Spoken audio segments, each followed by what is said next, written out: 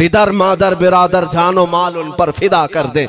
हम उसको मानते ही नहीं, चाहे बाप हो कि माँ हो, जो मेरे नबी को नहीं जानता, जो मेरे आका की अजमत को नहीं पहचानता। मैं उनके बारे में नहीं कहता।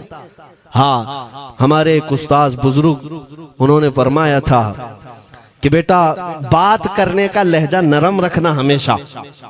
बहुत सारे लोग हमारी तकरीरों को अभी अभी जो सुनते हैं वो कहते हैं बहुत कड़क बोलते हैं, सख्त बोलते हैं। मेरे अजीजों, पिछले 15 साल से करते हैं हम तकरीरें, अखलाकियात पर, तसव्वुफ पर बहुत सारे नरम अंदाज में गुफ्तगू करने के हम आदी थे।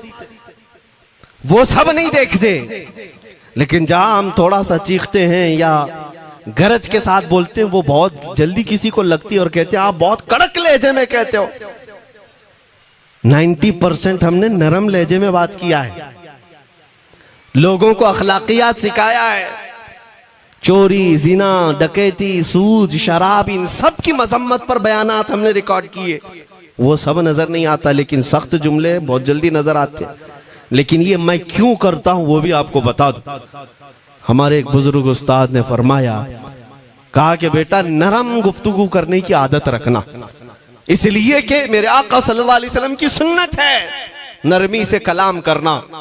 लेकिन एक बात याद रखना, जिंदगी भर नरमी से बात करो, लेकिन मुस्तफा करीम सल्लल्लाहु अलैहि वसल्लम की एहानत या दुश्मनी किसी में देखो तो फिर न तुम्हारी जुबान मीठी होनी चाहिए, न दिल नरम होना चाहिए, न दिमाग ठंडा होना चाहिए।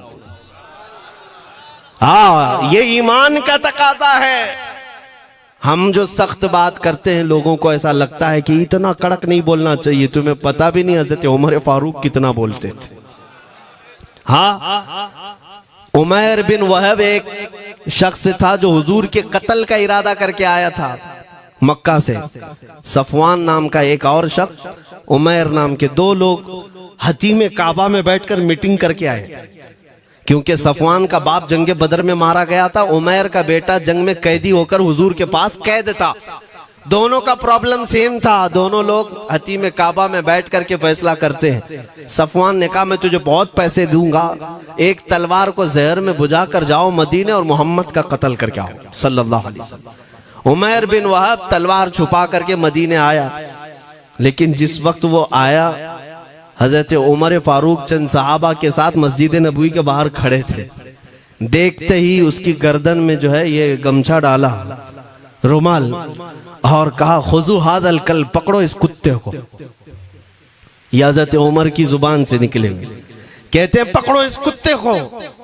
यही वो है जो बद्र के अंदर, मैदान बद्र में मक्का वालों को भड़का रहा था जंग पर हुजूर के खिलाफ। यहाँ मदीने में आया है, पकड़ो इसको। हजरत उमर बाहर ही सब कर देते, लेकिन कहा कि मैं हुजूर से पूछ के आता हूँ इसका करना क्या है। मेरे आका के पास गए, कहा या रसूल अल्लाह, शैतान कुरैश आया है, कुरैश का शैतान आया है उमैर बिन वहब, और मुझे लगता है वो बुरी नीयत से आया है। हजरत उमर पहले ही भांप रहे हैं, मुझे लगता है वो बुरी नीयत से आया है, क्या करना है आप हुक्म फरमाए। मेरे आका ने फरमाया उमर उसको अंदर ले आओ। उमैर बिन वहब को वैसी गर्दन में वो गमछा डाल के घुमा के अंदर ले आए मस्जिद नबवी में। हुजूर ने पूछा, हजरत उमर से कहा छोड़ दो। जब अंदर आया तो पूछा हुजूर ने, क्यों आए उमैर? अब वो झूठ बोलने लगा, कहा मेरा बेटा आपके पास कैदी है, खैर खैरियत पूछने के लिए आया, और क्या है। मेरे आका ने फरमाया सच सच बताओ क्यों आए हो। उसने फिर कहा मैं अपने बेटे की खैरियत मालूम करने आया हूं, और क्यों आया हूं। हुजूर ने फरमाया खैरियत मालूम करने आए तो तलवार लेके क्यों आए हो। उसने तलवार दिखाने के लिए फेंक दिया, कहा इस तलवार का क्या होना है।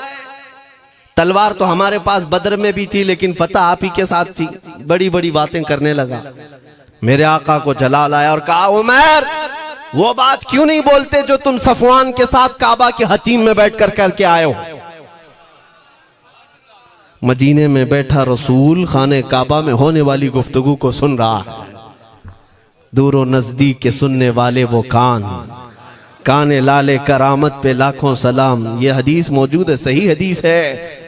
इसी हदीस के तर्जुमानी करते हुए हम तो ये अकीदा रख ही सकते हैं ना, हम यहाँ से पुकारें वो वहां से सुने, मुस्तफा की समाअत पे। हाँ, ये अकीदा बरेली वाले का जो है वो अपने पेट का अकीदा नहीं, ये सहाबा का अकीदा है। मेरे अजीजों, जब मेरे आका ने फरमाया वो बात बताओ जो हतीम काबा में करके आए हो, अब थर थर थर कांपने लग गया। इससे इस रसूल से क्या छुपाएं जो हतीम काबा में तन्हाई में होने वाली मीटिंग को भी जानता हो। कहा अब मैं क्या बताऊं जब आपको सब मालूम है। अब मैं जो कहना चाहता हूं वो ये है, अशहदु अन्नका मुहम्मदन रसूलुल्लाह, मैं गवाही देता हूं कि आप मोहम्मद अल्लाह के रसूल हैं सल्लल्लाहु अलैहि वसल्लम। ईमान ले आए। अब सुनिए मेरे अजीजों, ईमान लाने के बाद हुजूर पाक सल्लल्लाहु अलैहि वसल्लम ने तलकीन फरमाई कि अब इस्लाम पर कायम रहो, ईमान पर बरकरार रहो। कत्ल करने के लिए आया, मेरे मुस्तफ़ा का गुलाम बन गए। अब उसके बाद हजरत उमर क्या कहते हैं, हजरत उमर जो गमछा गले में डाल के अंदर लाए थे, अब गले में हाथ डालकर बाहर ले जाते हैं। और बाहर जो साथी खड़े थे उन सबको मुखातिब करके कहते हैं, लोगों सुनो। हजरत उमर के अल्फाज सुने, कहते हैं थोड़ी देर पहले ये जो शख्स तुम देख रहे हो, मुझे खिंजीर इससे अच्छा लगता था। अल्लाह, ये लफ्ज भी है, वल्लाही इन्नी लअहब्बु खिंजीरन मिन हाज़ा। कहते हैं कि इससे बेहतर मैं खिंजीर को समझता था क्योंकि ये दुश्मन रसूल था। लेकिन अब सुनो ऐ लोगों, अब मेरे सगे बेटे से ज्यादा मुझको ये अजीज है, इसलिए कि मेरे आका का गुलाम। यही ईमान है, यही ईमान है। अजीजान गिरामी, खुलासा कलाम मेरी बात का यही है, मोहम्मद की मोहब्बत दीन हक की शर्त अव्वल है। इसी में हो अगर खामी तो सब कुछ नामुकम्मल है। इकबाल ने क्या खूब कहा था, अगर पहचानना हो तो मेरे अजीजों पहचानो, तुम मेरे आका सल्लल्लाहु अलैहि वसल्लम के कदमों तक अगर पहुंच गए तो यही दीन है। बमुस्तफ़ा बरसा खैश के दी हमाउस, गर्ब उन रसीदी तमाम बुल हबीस। अपने आप को हुजूर तक पहुंचा दो, इसी का नाम दीन है। और अगर वहां तक नहीं पहुंच सके, जिंदगी पूरी अबू लहब की तरह है।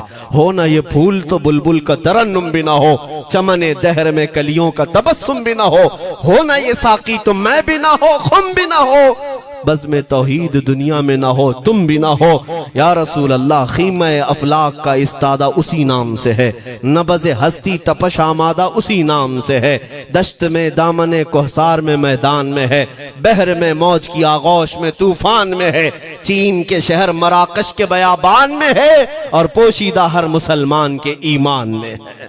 वो मेरे आका की जात ही है, हर जगह है, और उसी की तरफ हमें सबको मुतवज्जे होने की आज जरूरत है। ताकत किसका नाम है, मैंने शुरू इसी बात से किया था, इसी पर खत्म करता हूं। ताकत और कुव्वत सिर्फ बॉडी बनाने को नहीं कहते, ताकत और कुव्वत सिर्फ और सिर्फ काजू बादाम खाने को नहीं कहते। ताकत और कुव्वत उसके अंदर है जो देखने को अगरचे कमजोर लगता हो, लेकिन दुश्मनों के सीने उसकी याद से ही आज भी खलबली मच जाती हो। हमने देखा है 100 साल पहले की बात, आला हज़रत इमाम अहले सुन्नत फाजिल बरेलवी इमाम अहमद रजा खां, नाम तो हर बच्चा जानता है आज, और अपनों से ज्यादा गैर भी जानते हैं और थरथराते भी हैं। लेकिन क्या कभी तुमने आला हजरत की सीरत में यह पढ़ा कि उनका जिस्म कैसा था? उनका जिस्म कैसा था? बहुत लहीम शहीम, चौड़े सीने वाले, बड़े बाल वाले, ऊंचे चेहरे वाले? नहीं मेरे अजीजों, तारीख में आप पढ़ोगे आला हजरत कसरत से लिखने की वजह से, कसरत से इबादत की वजह से, जिस्मानी एतबार से बड़े दुबले पतले थे, बड़े दुबले पतले थे। लोग देखने वालों ने यह कहा है जिस्मानी साख्त ऐसी नहीं थी कि कोई पहलवान नजर आता हो, दुबले पतले थे, नहीफ थे, देखने में कमजोर लगते थे।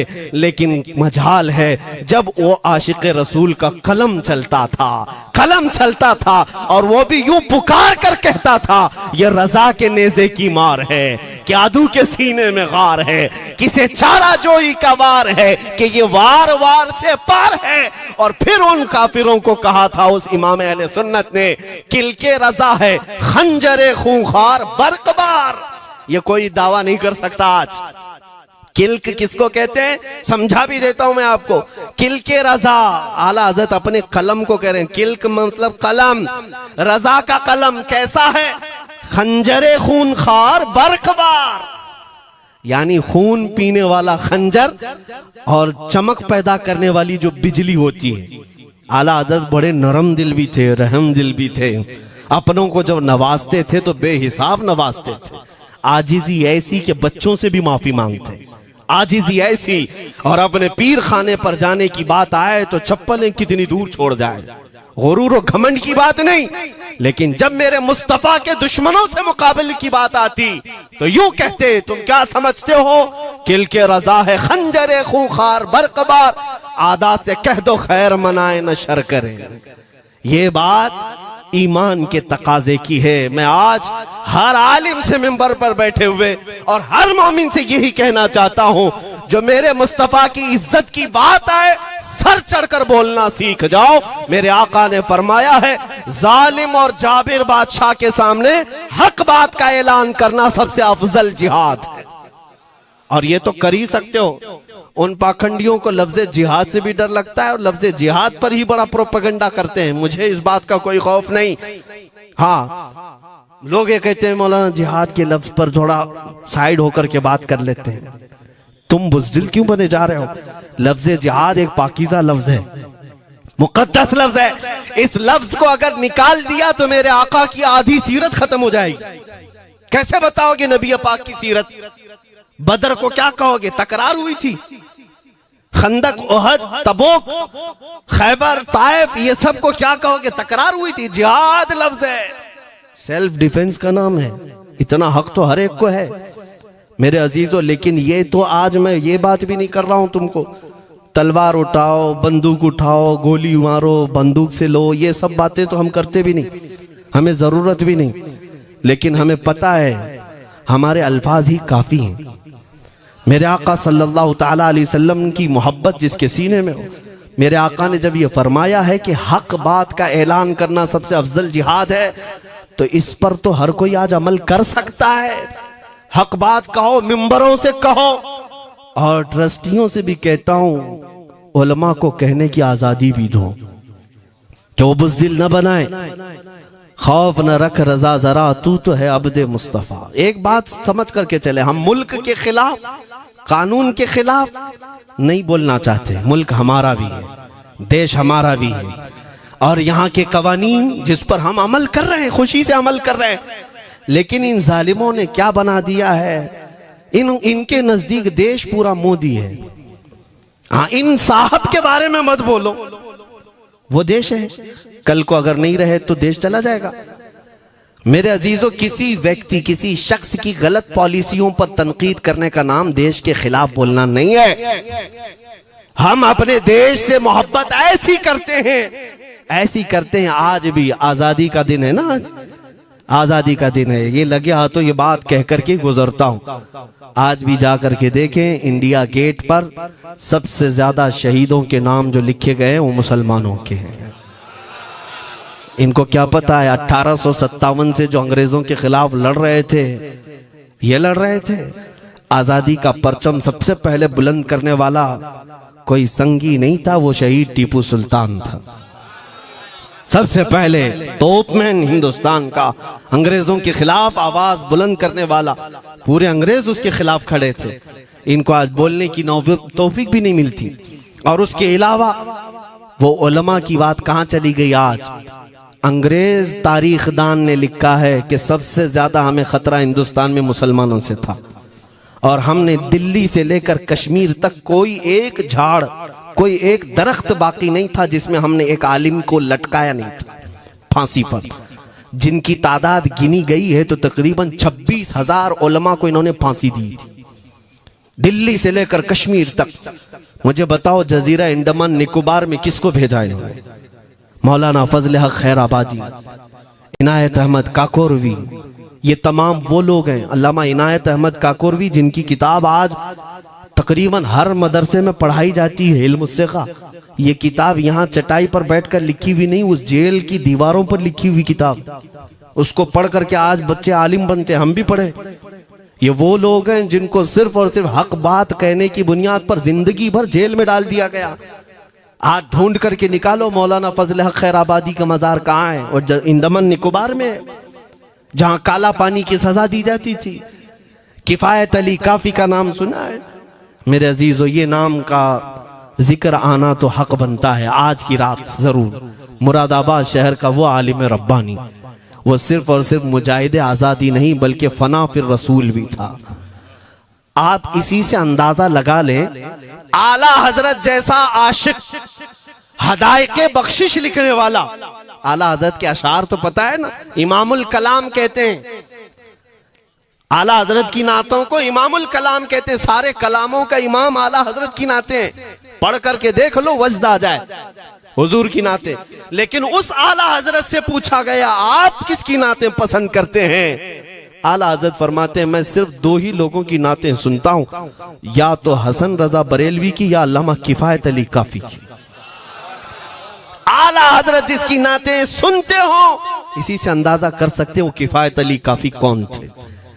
मैं अक्सर जगहों पर इनका तस्करा करता हूं ताकि बच्चों के जहनों में ये बात मुंतकिल हो जाए। अब मैं आपको बताऊं, उनकी जुबान में अल्लाह ने वो ताकत दी थी कि वो जब इश्क़ रसूल पर बोलते थे तो हजारों का मजमा रोने लगता था, उनकी तरफ आ जाते। और अंग्रेजों को ये बात कतान पसंद नहीं थी। उन्हें कई तरह से गिरफ्तार करने की कोशिश की गई। आखिरकार एक मुनाफिक के जरिए से मौलाना किफायत अली काफी को गिरफ्तार करने के लिए अंग्रेज आए। कितने जानते हैं? 3000 लोग आए एक आलिम को गिरफ्तार करने। हमेशा कुत्ते झुंड में ही आते हैं। हाँ, मॉब लिंचिंग भी जो है ना, कुत्ते झुंड में ही करते हैं। किफायत अली काफी रहमतुल्लाह अलैह को गिरफ्तार करके ले गए दारुल इमारत में। अंग्रेजों ने रात के वक्त किफायत अली काफी के कपड़े खोले और उनके जिस्म पर गर्म इस्त्री फेरी। स्त्री से पूरा दागते थे और जब चमड़ी जल जाती थी तो उस पर नमक छिड़कते थे। हफ्ता भर तक अल्लामा किफायत अली काफी को उन्होंने ये दर्दनाक सजाएं दी। बीच में कई मर्तबा उनको सामने ऑफर रखा, तुम बदल लो अपनी बातें, छोड़ दो अपनी इस कौम को वरगलाना, छोड़ दो ये सब जो तुम तकरीरें करते हो, हम अपने हुकूमत में तुम्हें ले लेंगे, वजीफा भी देंगे, ओहदा भी देंगे। किफायत अली काफी रहमतुल्लाह अलैह ने फरमाया, तुम गलत जगह हाथ मारे हो। हाँ, ये वो जगह नहीं है जहां से 500 पाउंड लेकर के कौवा भी हलाल कर दिया जाए, हर चीज जो है तुम्हारे हिसाब की बना दी जाए। ये वो जगह नहीं है। किफायत अली काफी रहमतुल्लाह अलैह ने कहा, मेरा दीन इतना सस्ता नहीं है, इतना सस्ता नहीं है। उसके बाद उन्होंने कहा, तो फिर तुम मरने के लिए तैयार रहो। कहा, खुशी से। 8 दिन के बाद उनको एक चौराहे पर ले जाकर फांसी का फंदा लगाया गया और पूरे मजमे में आपको फांसी के लिए चढ़ाया गया। अंग्रेजों ने पूछा था, कोई आखिरी वसीयत है तुम्हारी, कोई आखिरी ख्वाहिश है तो बता दो लोगों में। फांसी पर चढ़ने वाला ये कहता होगा, मेरी बीवी से मिल लूं, बच्चों से मिल लूं, जायदाद प्रॉपर्टी की वसीयत कर दूं, मेरे बाद कौन बैठेगा वो कह दूं। लेकिन किफायत अली काफी की बात पर कुर्बान जाओ। उस भरे मजमे में कहते, हाँ मेरी आखिरी ख्वाहिश एक ही है, एक बार नाते रसूल पढ़ लूं। अल्लाह अल्लाह, एक बार नाते रसूल पढ़ लूं। उन्होंने कहा, ठीक है, तुम्हारी इस ख्वाहिश का हम अदब करते हैं, कर लो। किफायत अली काफी रहमतुल्लाह अलैह फांसी के फंदे पर चढ़ने से पहले क्या मगन होकर के गुनगुना रहे थे।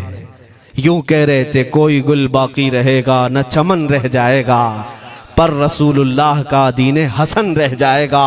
अतलसो कम ख्वाब की पोशाक पे नाजा न हो, इस तने वे जान पर खाकी कफन रह जाएगा। सब फना हो जाएंगे हश्र तक काफी वो, लेकिन नाम हजरत का जुबानों पर सुखन रह जाएगा। ये नाते पाक गुनगुनाते हुए चढ़ गए फांसी के फंदे पर। लोगों ने देखा फांसी तो लगी लेकिन लबों पर उसी तरह की मुस्कुराहट थी। क्यों? ये राज है मेरे अजीजों, मरने वाला ही जानता है। फंदा बाद में लगता है, आमिना का लाल पहले तशरीफ लाता है।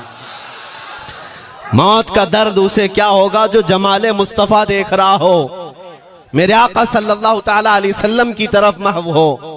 अब सुनो, मैं ये बात क्यों कह रहा हूं, तुम इन बातों से घबराना नहीं, इन बातों से डरना नहीं कि कल को अगर आपके मिंबर पर बैठकर खिताब करने वाला ये आपका गुलाम मर जाता है, कट जाता है, कोई मुझे मार देता है, तो इस बात का यकीन रख लेना, दीन रुकेगा नहीं। और मेरे आका सल्लल्लाहु अलैहि वसल्लम के नामूस और उनकी इज्जत में कोई कमी आने वाली नहीं।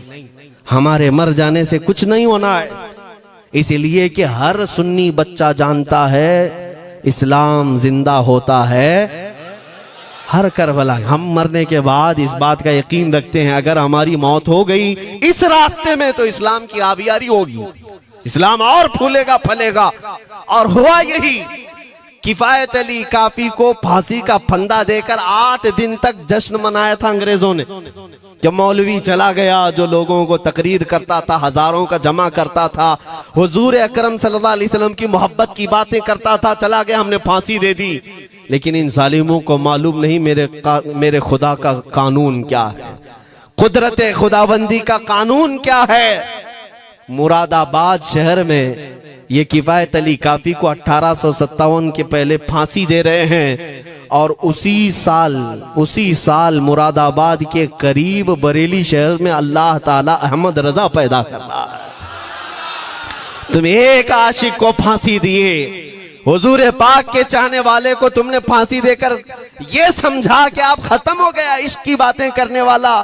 लेकिन कुर्बान जाओ मोहब्बत मुस्तफा पर, मेरा रब ऐसे इन मक्कारों के मकर को फेरता है कि फौरन अल्लाह ताला ने ऐसा आशिक पैदा किया कि फिर बरेली की तरफ से उठने वाली आवाज एक शहर में, एक बस्ती में नहीं, दुनिया के कोने कोने में पहुंच गई।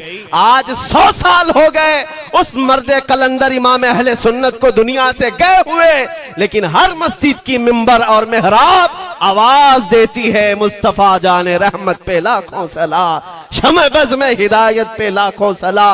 और फिर हमारे बच्चे भी ये आज कह जाते हैं, डाल दी कल्ब में अज़मत मुस्तफा सय्यदी आला हजरत पे लाखों सला।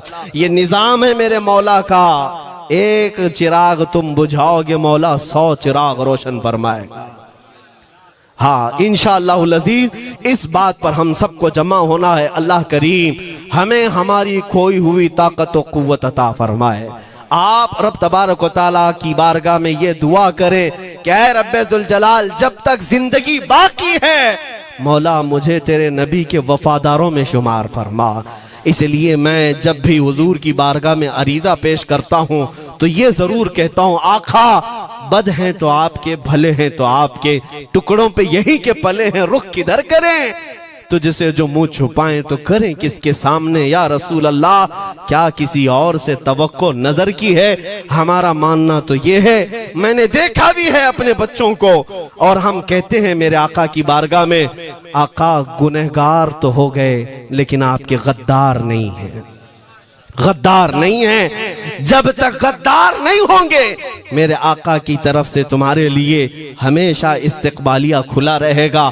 आओ मेरे अजीजों, इस बात पर मैं गुफ्तगू को खत्म करता हूँ आज के इस उर्स मुबारका में। और आज आजादी की ये रात है, हम बारगाह मुस्तफा में अरीजा पेश करते हैं, या रसूल अल्लाह, आपको इस वतन से बूए वफा आई थी, मेरे आका इस वतन की तरफ नजरे करम फरमा दे।